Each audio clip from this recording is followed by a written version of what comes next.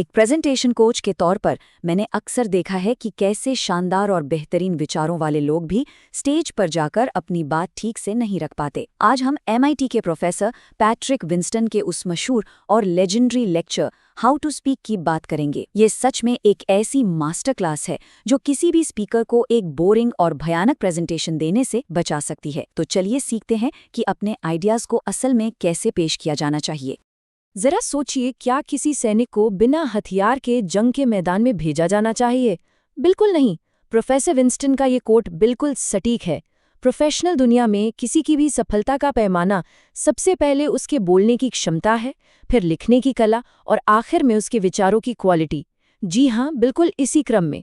अगर communication skills नहीं है तो दुनिया के सामने जाना बिना हथियार के युद्ध में जाने जैसा ही है। आइए इस फॉर्मूले को थोड़ा गहराई से समझते हैं। सफलता का ये समीकरण बहुत कुछ कहता है। क्या आपने ध्यान दिया कि इसमें टैलेंट यानी प्रतिभा का टी कितना छोटा है? इसके पीछे एक बहुत ही दिलचस्प कहानी है। एक बार विंस्टन ने ओलंपिक जिम्नास्ट मैरी लू रेटन को स्कीइंग करते देखा।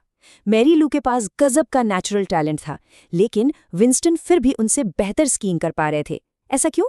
क्योंकि विंस्टन के पास स्कीइंग का सही ज्ञान और प्रैक्टिस थी। तो सच यही है कि सही ज्ञान और अभ्यास सिर्फ नेचुरल टैलेंट को बहुत आसानी से पीछे छोड़ सकता है। आज हम एक परफेक्ट प्रेजेंटेशन के 6 मुख्य पड़ावों से गुजरेंगे। शुरुआती पल, कहानी का structure, distraction free visuals, stage presence, rehearsal checklist और आखिर में एक ऐसा कंक्लूजन जो लोगों को याद रहे। चलिए शुरू करते हैं। पहला कदम, शुरुआती क्षण। किसी भी टॉक के वो पहले चंद मिनट बहुत ही क्रूशल होते हैं। कई बार लोग सोचते हैं कि शुरुआत किसी जोक से करनी चाहिए, लेकिन सच कहूं तो ये एक बहुत बड़ी गलती है।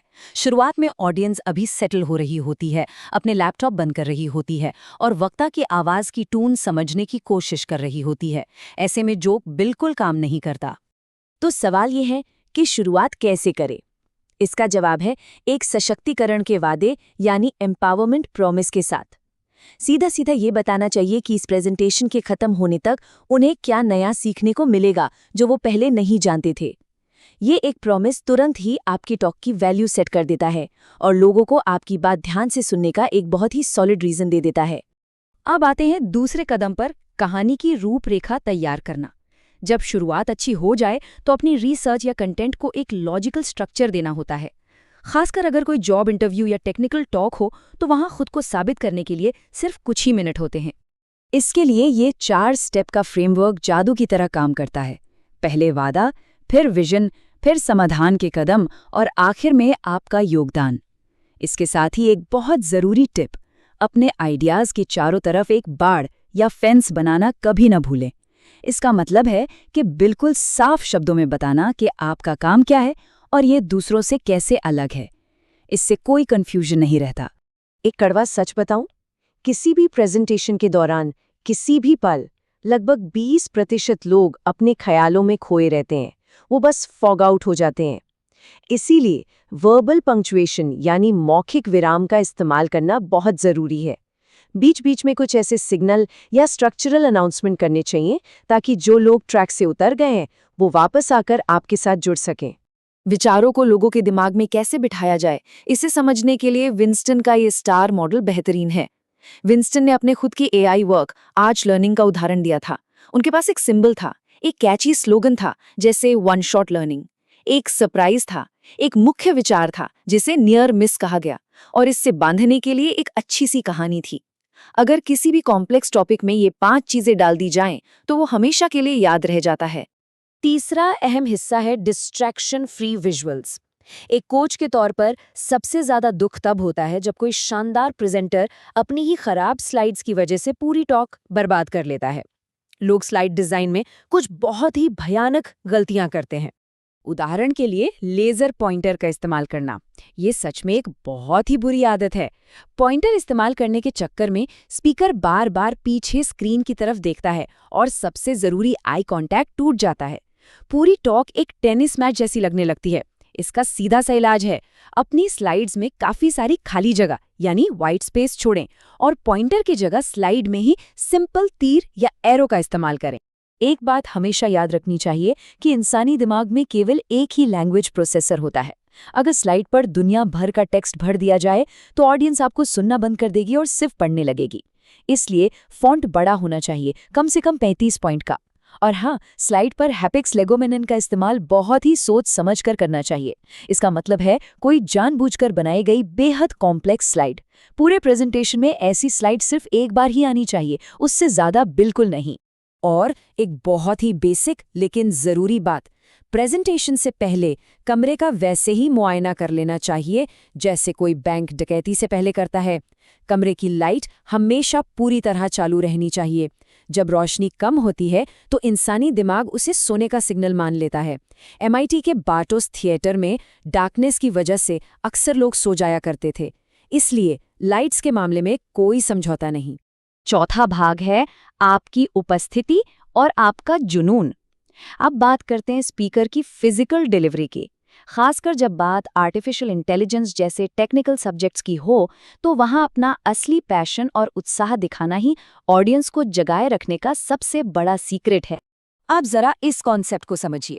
जब कोई स्पीकर स्टेज पर चॉकबोर्ड का इस्तेमाल करता है या कोई प्रॉप दिखाता है, जैसे सीमोर पेपेट का वो मशहूर साइकिल का पहिया या फिजिक्स क्लास का वो भारी भरकम स्टील पेंडुलम, तो ऑडियंस मानसिक रूप से उस फिजिकल एक्शन को खुद महसूस करती है।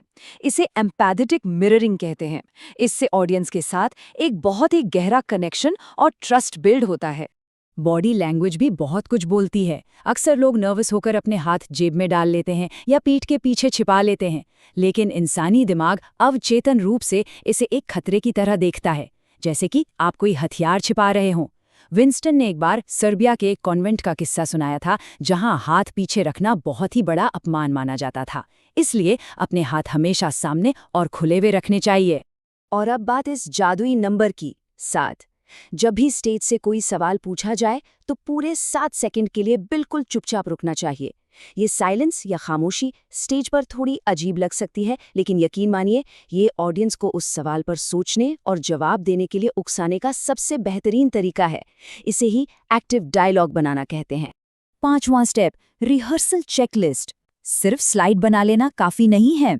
फाइनल टॉक से पहले उसकी सख्त रिहर्सल होना बहुत जरूरी है, और इसके लिए एक पीयर रिव्यू का एक बहुत ही कड़ा प्रोटोकॉल होना चाहिए। सबसे बड़ी गलती लोग ये करते हैं कि वो अपने उन दोस्तों या एडवाइजर्स के सामने रिहर्सल करते हैं जो इस टॉपिक को पहले से जानते हैं। ऐसे लोग अक्सर बीच के मिसिंग इन्फॉर्मेशन को अपने दिमाग में खुद ही भर लेते हैं और सही फीडबैक नहीं दे पाते। हमेशा बाहरी लोगों के सामने रिहर्सल करनी चाहिए। ये चेक करना चाहिए कि क्या सारे भारी भरकम टेक्निकल जार्गन हटा दिए गए हैं और क्या फीडबैक इतना ईमानदार और कड़क है कि वो मेक मी क्राई यानी मुझे रुला दो वाले रूल पर खरा उतरता है। अगर नहीं तो रिहर्सल ठीक से नहीं हुई है। और अंत में छठा और सबसे अहम हिस्सा, शानदार अंत यानी स्टिकिंग द लैंडिंग। प्रेजेंटेशन की आखिरी स्लाइड और मुंह से निकला आखिरी वाक्य, यही वो चीज है जो ऑडियंस सच में अपने साथ घर लेकर जाएगी। पूरी टॉक का निचोड़ इसी पर टिका होता है। अक्सर लोग अपनी टॉक के आखिर में सिर्फ एक बड़ी सी थैंक यू वाली स्लाइड लगा देते हैं या फिर 100 सहयोगियों की लिस्ट दिखा देते हैं। ये बहुत ही कमजोर तरीका है। सिर्फ थैंक यू कहने का मतलब ये लगता है जैसे ऑडियंस वहां सिर्फ अपनी शराफत की वजह से बैठी थी।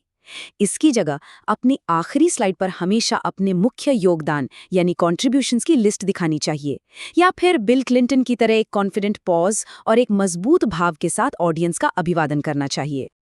महान शेफ जूलिया चाइल्ड ने एक बार कहा था कि आपको मशहूर होने की आदत तो पड़ सकती है, लेकिन नज़रअंदाज किए जाने की आदत कभी नहीं पड़ती। हमारे विचार और आइडियाज़ हमारे बच्चों की तरह होते हैं। तो ज़रा सोचिए, क्या कोई अपने बेहतरीन इनोवेटिव आइडियाज़ को बिना सवारे खराब प्रेजेंटेशन के फटे पुराने कपड़ों में दुनिया के सामने भेजना चाहेगा? बिल्कुल नहीं। इसलिए अपने शानदार विचारों को हमेशा एक बेहतरीन प्रेजेंटेशन के साथ ही दुनिया के सामने पेश कीजिए।